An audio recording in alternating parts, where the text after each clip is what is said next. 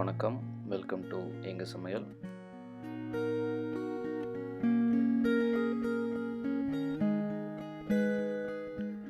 இட்லி தோசைக்கு வெங்காய சட்னி, தேங்காய் சட்னி அதே சாப்பிட்டு ரொம்ப போர் அடிச்சிருச்சு அப்படின்னா வாங்க தயிர் சட்னி எப்படி பண்ணுறதுன்னு பார்க்கலாம்.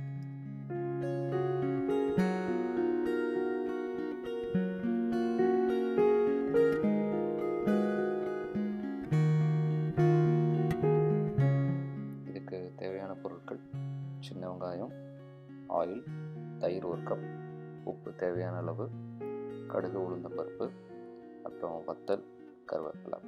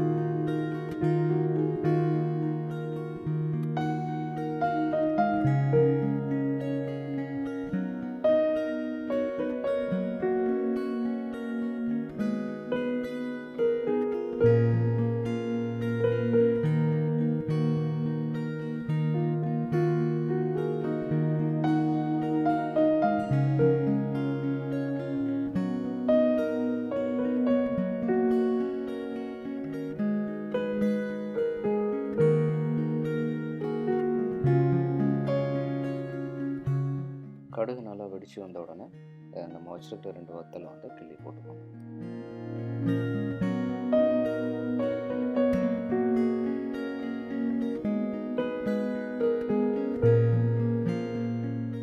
அப்புறம் கட் பண்ணி வச்சுருக்கிற சின்ன வெங்காயத்தை சேர்த்துக்கோங்க.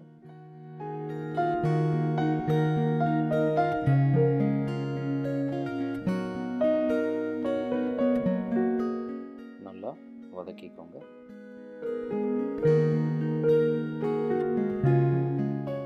கொஞ்சம் கருவேப்பிலை சேர்த்துக்கோங்க.